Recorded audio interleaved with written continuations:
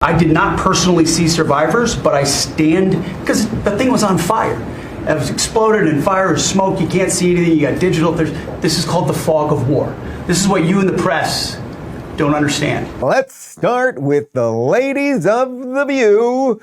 Here is Whoopi Goldberg claiming that Pete Hegseth will be pardoned for his war crimes. As far as I know, he has not committed any war crimes, but that she's basically making the argument someone else, this guy Admiral Bradley will take the fall, and Pete will be pardoned. For what? I have no idea.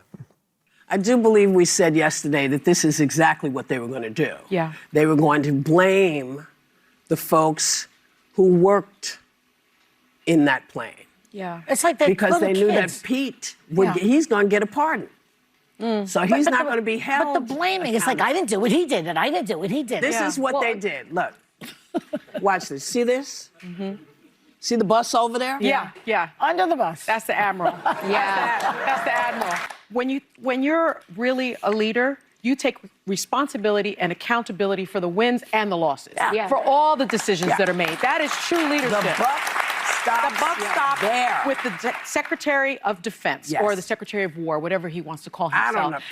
Okay, so of course they're going to go after Hegseth for this. Now, I'm getting this live on the fly right now. So this is a tweet from Nicholas Fondacaro, who's quite a good media analyst. So I have not read this before. The guys just threw this in just now, and it's regarding the clip we just showed you.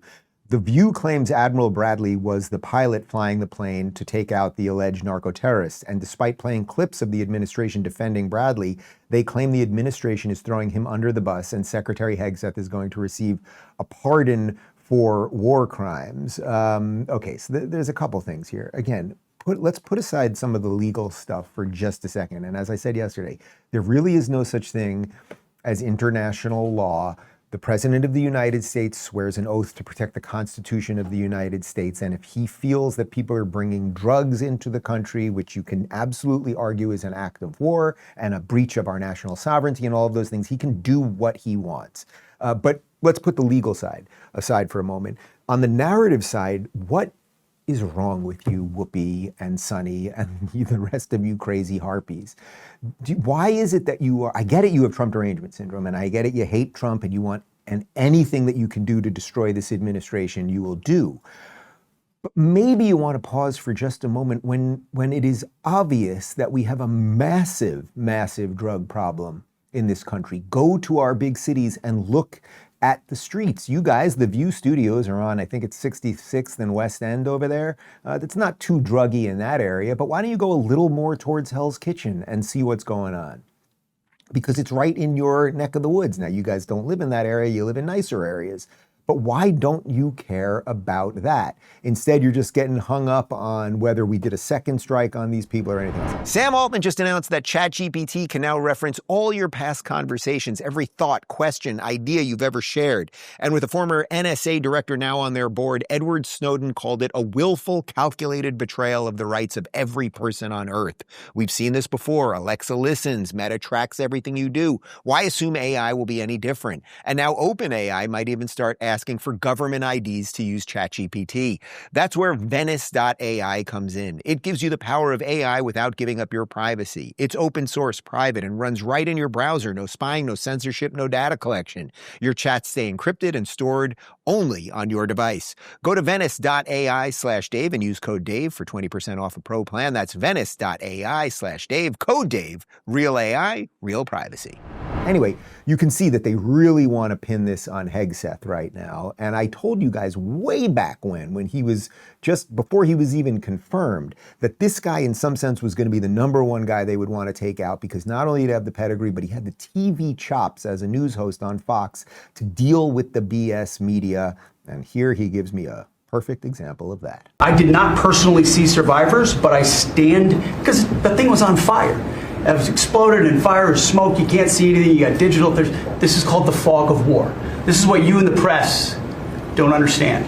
You sit in your air-conditioned offices or up on Capitol Hill and you nitpick and you plant fake stories in the Washington Post about kill everybody, phrases on anonymous sources not based in anything, not based in any truth at all.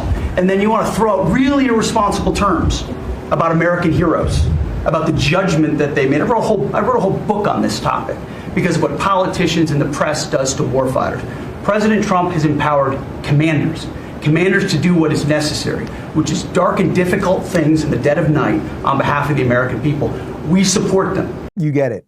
You get it. And that's why they hated him, because he's clearly laying out something that's real. There is the notion of fog of war. Stuff is happening, and it's happening on the fly and unfolding right in front of our eyes.